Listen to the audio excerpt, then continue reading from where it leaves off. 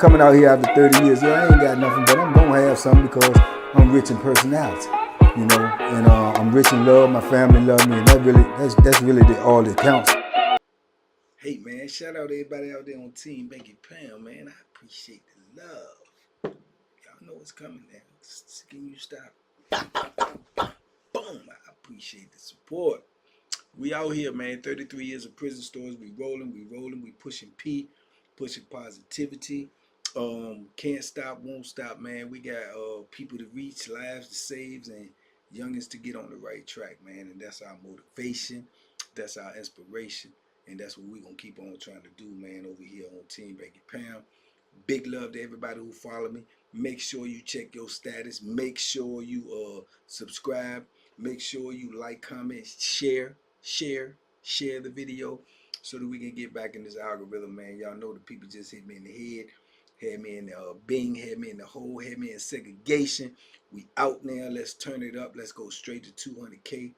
Let's get it. Let's go. I'm trying to grind up some capital, man, so I can make this meet and greet happen. So y'all stay tuned. Appreciate you all. Big love, big love. Hey, listen. This was not the video that I was gonna do, but I'm gonna do it because of what I got on. I got on the Sugar Ray Robinson paraphernalia. You understand? The greatest, the original, the first, the baddest, the last. There ain't gonna be nobody that ever surpass him. So just by me thinking about that, I just thought to myself, out of 33 years of prison, 3,000, out of 33 years of prison, man, 12,365 plus days. You dig? I think to myself, out of all the people I met, out of all the gangsters, out of all of the head busters, head crackers and all of that, I say, who was the first gangster I met? And I go back to starting my time, in the jail, and then going to Southampton receiving, and then going straight to the wall. And it's the first gangster that I met. The first gangster that I met was P.I. The first gangster that I met was P.I. P.I. was a real penitentiary gangster. He was a real penitentiary gangster. When I first met I hadn't ran across nobody like that yet. You know, seeing the murder, in prison, within the first week, seeing the things that was going on up in there, seeing all the violence, seeing all the crazy stuff. That's a whole lot to digest, man. Being in your early 20s and you in the penitentiary. I'm like 20, 21 years old. So it was crazy to me, and it had me, kind of, in shock. And Pi slept on the bottom floor. It's 4 tiers in the wall. 4 tiers. And y'all know I don't really like heights. Unfortunately, I got put on the 4th floor. I couldn't do nothing about it. It was all single cell at that time. So I'm up there on the 4th floor by myself. You know what I'm saying? And the tier is so narrow, man. And it's just so far down, And if you look at old videos or some videos they show now with documentaries on the wall, you see they got these cages up there where you can't go through the bars. When I was in there, they didn't have that. The bars had the open space, so you could, get to fighting or get on the ground or something, roll over. It's ball game for you, So that was dangerous within itself, plus the height. So it was crazy to me. But Pi was on the bottom floor, and I spoke about Pi in videos before. I may have did a video about Pi, but this is another video because I'm thinking about the first gangster that I met, and he got to be the first gangster, cause Pi had a lot going on in that penitentiary, and at that time I think he had already been locked up, for a minute, man, maybe in the dubs, 20 something, and he just he had a system, and later, after, doing a whole lot of time, I understood. But at the time, I didn't understood. I never seen that like that. Everybody gave him respect for the most part.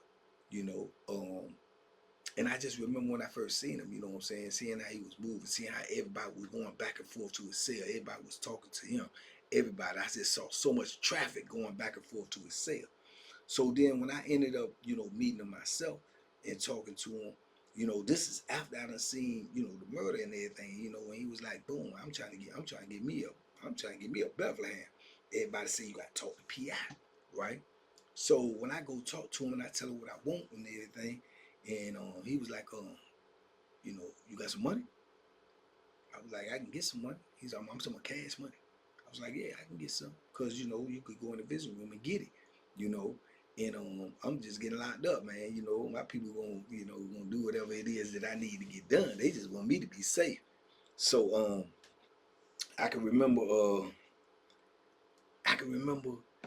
he's telling me how much money to get, bring it to him, and he got me. You know, that's the story I told y'all when I ended up going to visit him, give me some cash, came back, I gave it to him, and he gave me that Bethlehem, man. Told me to put my arms in the bar, he slid the joint in the sleeve of my coat, and it's in a bag, and I go upstairs and I get in the cell and I bust it open. And I see this big old Bethlehem, man, with the jagged edges on the back, the rubber grip, and the compass on it. I'm like, good gosh almighty. Hey, look, felt like Christmas. Because I felt like ain't nobody gonna, yeah, you know what I'm saying? They ain't doing nothing as long as I got this, and then like I told you, I had that feeling, man, it just empowerment and like I'm ready for whatever, this place crazy, but I'm gonna be crazy with it, if somebody come messing with me. And then I had just like I had that thought, man, it was like boom, it just overwhelmed came over me like boom, I just got here. You know what I'm saying? If I got this, what they got out there. You know what I'm saying? And I'm looking at this, and if somebody hit me with that, I'm gone. I'm out of here. It ain't no doubt in my mind. This was a real knife, a Rambo joint. So if I could buy that just coming in, what they already got out here, I went from being empowered to being like scared, terrified, like, cause I felt like I couldn't, you know what I'm saying? I can't take that. If somebody stabbed me like that, what if they get me in my neck, in my face, in my chest or something? So it just raised a lot of questions in my mind, man. And I think in a way, when I look back on it, it made me more dangerous because I'm so paranoid or shook about getting stabbed that I'm gonna do it first if I have confrontation. You know what I'm saying? Because I can't take it in what I seen, what I've already seen. So it was crazy, man. But PI was like, he was the dude, you know what I'm saying? And then I had kind of like mixed feelings about even talking to him because of what I seen he had going on. And I'm so green in the penitentiary at the time, I'm looking at him like, cause he in a cell by himself. He got a boy beside him on his left. He got a boy beside him on his right. These is peoples, right? And at the time I don't even know what like peoples is, but I know they homosexuals. And everybody said them his boys, right? So I'm like, boom. So in my mind, I'm like, oh, he gay. You know what I'm saying? So this is what I'm thinking in my mind, you know what I'm saying? Because I'm not knowing penitentiary jargon, you know, and I know on the street, and most people just that's how they look at it. That's how society look at it. You messing with a man, you gay. That's how people look at it. They don't look at it like that in the penitentiary. But I'm from the street, so I'm looking at it like, oh, he messing with two dudes. He gay. That's what I'm thinking. But he respected, and I see how he getting respected. He not getting treated like gay people on the street. He not being, ostracized. He not being, disrespected or in any kind of way, cause he gonna do something to you. He gonna do something to you. So it was like confusing to me, you know what I'm saying? And he didn't act gay, he didn't talk gay, he walked around like a gangster. So he was the only dude that I know of, man, that they ain't even lock his cell, man. He had his cell open at all times. So if you only time he locked his cell when he wanted it locked. If he told the police to open his cell, they open his cell. And this was when they won't let but one tear out at a time because there was so much violence up in that joint. When I get in there was so much violence going on, they started letting one tear out at a time because they had recently come off like a year or two lock for so many murders happening on there. So they won't let out but one tear at a time. And Another tier could be out, and PI could get out and come get you if he wanted to come get you, right? So that was crazy to me right there. Then he was loaning out money. He was loan sharking. He had the boy on the right hand side writing a lot of letters to people like pen pals and stuff, getting money come in. He had the other boy doing all of that crocheting stuff, like crocheting, like Afghans or whatever they used to call them things, and ponchos and sweaters and scarves, and they selling this stuff out on the street. COs is ordering this stuff and buying. Man, they making money hand over fist, and it's all going to him. It's all going to him. So I'm like, man, this joker right here, and he loaning out money, and he loaning out store box money, and he loaning out real cash. He loaning out money to police till they get their check. Polices, cash money. I'm like, oh yeah, he different. And I hadn't seen nothing like that at this time in my bit. I hadn't seen anything like this. He's selling knives. Whatever you want, he could get. He was like the character in Shawshank Redemption. He was like Red, but he was dangerous. You know what I'm saying? He could get anything you want in the penitentiary. He was the man to talk to, but he was dangerous. You understand? And he had a hot head. He had a hot head. He'll go from 0 to 1,000, like you won't even see it. He be talking to you, and he just talk fast. You're like, yeah, I'm just saying, but you got my money, right? I mean, but no, but what I'm trying to tell you, PI is over. No, but you got my money, right? No, get my cut. And he'll just, yeah, it'll shock you. He'll just be talking to you, and then he'll get right up on you, man, and his whole facial expression and everything will change. And he like, you can get the money. No, I'm ahead. Look, but I supposed to had it on the day. I know I supposed to had it on, but I'm saying, so you got it though, right? No, but what I'm trying to tell you, it was late. I'm gonna bring it to you like the money. Man, get my cut. And he'll get up on you. He'll pull that thing. Man, listen. He had you ever see them fingernail clippers? He had a big one, the biggest fingernail clippers. Dude, Jones probably like the size of your finger. You know what I'm saying? He had big junk, but he had the ones that got all them little apparatuses on it. But then they got the one that you could open it and like file your fingers. He had one like that, but he had a knife on it, and the knife was razor sharp, razor sharp. Now even before I got there, I heard he done sliced a lot of faces, a lot of necks, a lot, a lot, and I seen it. You know what I'm saying? I seen the junk. He flicking that junk off. Give my gun. You better have my gun. You better have by this evening. I'm telling you right now. And then if you look around, and I look back at it in retrospect, and he always, if he pulling up on somebody or doing something like that, he had them boys somewhere in the vicinity, right? And they just standing around. But they had that thing on them too. So if somebody jump off, they gonna move when he move. They gonna do what he do. And then you ain't got to question that. You understand? And they coming, forget the fact that they homosexual, forget the fact that they boys. They gonna follow the leader. He is the leader. He the man in this situation. They gonna do whatever he say do. Whenever he say do. If he tell them to stab the police up, they're gonna stab the police up. They're not gonna ask him why, they're not gonna ask him for what, they're not gonna say, do I gotta do it? They going and do it. So, this is the power he had when I first got up in there. And I ain't, like I say, I had never seen it. So I'm like, man, what the, and he, I say it again. I know y'all gonna say that with all the things I'm telling y'all about him. Y'all say, well, and it come up because I'm gonna say he was a good dude though. He was cool. If he liked you, he was cool. You know what I'm saying? And I know that's kind of contradictory because you see, and I'm telling you, he was violent. He was a violent dude. You ain't gonna survive in prison without being violent. You're definitely not gonna survive in a place like the wall without being violent. It's just not gonna happen. They gonna gobble you up, eat you up, spit you out, and don't care nothing about your life, and don't care nothing about your family, don't care nothing about you trying to go home. They don't care nothing about none of that. So obviously he knew this, and he had already carved his niche into where he fit in the hierarchy of this penitentiary. He doing what he want to do, how he want to do it. He got his own system. He got his own little circle, and he gonna defend that. He gonna defend it. If you owe him some money, he coming to get that money. Either way, he coming and get it. you know. And I seen him pull up on polices that owe him money. I'm telling you, I seen him pull up on polices that owe him money. I'm talking about pressing them like it's a dude that's locked up. You better get my money, man. I don't care about you ain't get paid, man. Man, when you come, you don't come to work tomorrow.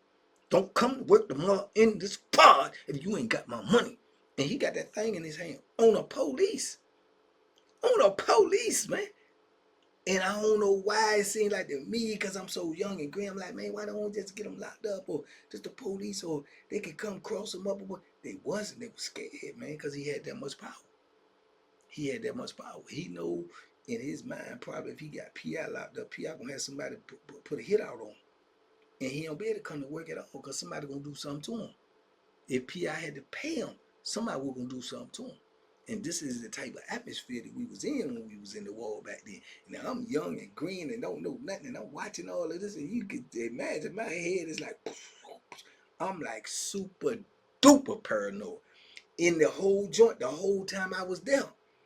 I told you I didn't go to the vision room and come back without taking the Bethlehem with me. I didn't go to the shower without taking the Bethlehem with me. I didn't come down there stairs to use that phone. I didn't come out that cell without that Bethlehem with me, because that's how paranoid I was, because I was seeing so much and it was coming so fast and it was so early and I didn't even know what was going on. I just had been to the jail and receiving, and I won't even at receiving for the full time that I was supposed to stay there. You understand? So this is the world that they threw me into. And in the world that I got thrown into, in that block that I was in, P.I. he was him. You know what I'm saying? They could say what they want about it because he got older, you know, because he was already up there then. But man, P.I., man, I can't imagine when he was younger, because he's a hot head, man. He was snap. He was snap, and he'll just go from talking regular to just his whole face will change, and he'll just get to holler. And next thing you know, if you look at his hand, he got something in his hand. It's like you never even see him pull it out, but he end up having something in his hand. And he be shaking too. He be like, see, when it's like a nervous joint, when you know somebody, them the ones that are key. He be shaking, he be like, and he ready, man. He ready to slice you up, you know. So yeah, man, P.I. was definitely a gangster, man. I got to say that, you know what I'm saying. And like I say, I cool with him, man, you know, because I used to talk to him. He used to try to give me a little game and stuff, you know. I used to listen, but at the time, looking back on, I won't listening, you know, because I still had that stigma in my head, like, you know, you mess with dudes, you know what I'm saying. Even though I done seen him demonstrate, I still was like still in that stigma in my head, because I'm coming off the street. I don't know penology. I don't know penitentiary rules and regulations. So I'm looking at like, man, you on some freaked out stuff, you know. But I listened to him because he knew what was going on in the penitentiary. I just didn't understand that. So I used to listen to him. Yeah, man, you got a lot of time. You know, you gotta search yourself. You gotta, you can't go for nothing. You know, I listened to that talk. But then, like I said, I ran into him years later. You know what I'm saying? Years later, you know, and he was on different institution with me and stuff. And he was still moving kind of like the same way, but he got older and older, but he was moving the same way. You know what I'm saying? I told you, I remember him being at a poker game on the jump, and they was arguing about the money, and dude was acting like he was getting ready to do something to him. You know what I'm saying? A younger dude, you know, little Bill, walking around like this all the time. I used to get him all the time. I don't even want to call his name, because I don't even want to give him no prop. I didn't like him anyway. You know what I'm saying? I just ain't like him because I ain't like his attitude. Because I've been in gambling games and stuff with him too. I ain't like him. But anyway, he was acting like he was gonna do something to P.I. And P.I. jumped up and was looking for something to grab the cool, like he would hit me, and everybody like, and P.I. old now. I'm talking about he got the least at this time be in his 60s, you know. And this dude at the time probably was in his early 30s, you know what I'm saying? And acting like he would do, but he don't know. P.I. would have caught him later on and cut his throat. You know what I'm saying? And I kind of like interview. I said, man, y'all go ahead, man. You ain't do nothing to that, man. Man, woo. That was really like the beginning of me and him, like not really, you know. But I didn't like him anyway. So that just put a thorn in it where we weren't never super cool. And he's just, you know, always speak because we was in the same circles. Because at the time I was gambling a lot, so he used to always speak. But I knew he had a thing against me. But then again, though, He the same one that I told y'all to get in a fight with my homeboy, and my homeboy kissed him. Same guy. I ain't call his name. He go back and watch the video, you know what I'm talking about. But anyway, you know, but yeah, but P.I. he stayed like that the whole time, man. I don't know where he ended up. I don't know if he ever got out. I hope he did, because like I said, he was getting older and older, and he was doing more and more time. But I know more or less he never changed his ways from the time that I had met him way back there in the 80s. He had never changed his ways. He was still doing the same thing. He was still thugging. He just was getting older. But I would have bet anything, that no matter where he was, he had a weapon on him. He had a weapon, a makeshift weapon, or something he got something to defend himself, because he ain't gonna never be, you know, naked without a weapon. That's what I remember about him the most. And I know that was carved in his mentality from the time that he did.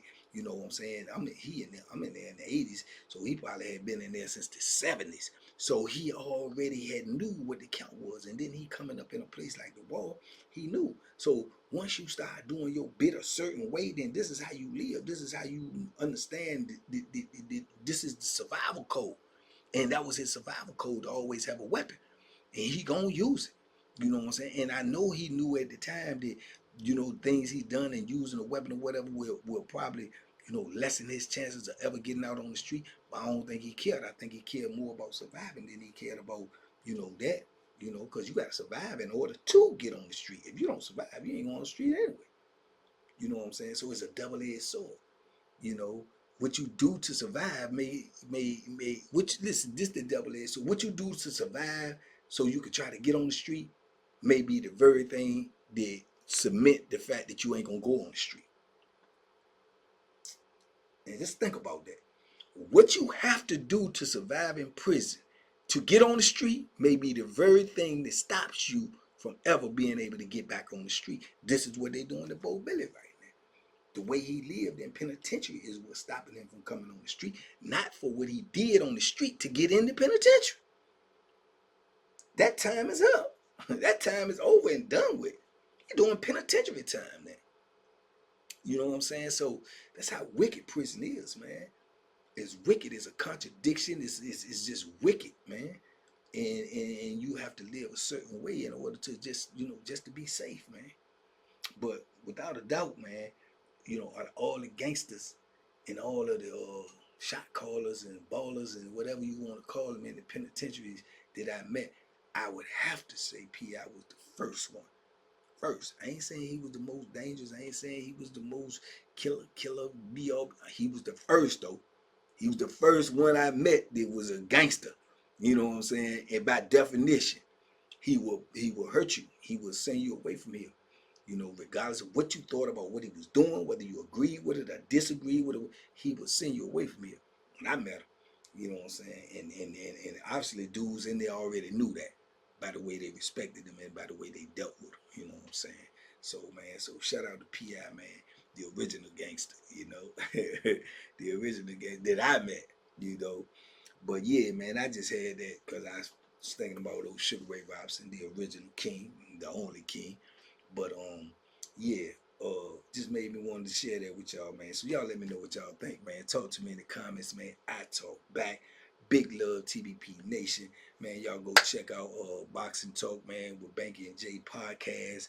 Keep your notifications on. We're going to start going live. We ain't got no set date right now when we're going to go live, but we going to go. And once we start, we're going to continue to go live and build that community up over there. Y'all keep locked in. I know on Pure Deliciousness, I know we had to use that to substitute for this flammery, but I'm going to be cooking and talking some stories over there as well. And y'all make sure y'all you know, stay locked into this channel, man. Spread the word, man. We trying to get this message out there, man, to save a couple of people if we can. You know, God willing. Y'all be safe, be smart, man. Make good decisions, man. Shout out to everybody out there on Team Banky Pound. Man, R.I.P. to the legend Pinky. R.I.P. man to Young Low Key, man. We out here, TBP Nation, man. Y'all duck them hooks, man. They out there, and they meant to take you down, but we ain't going for it.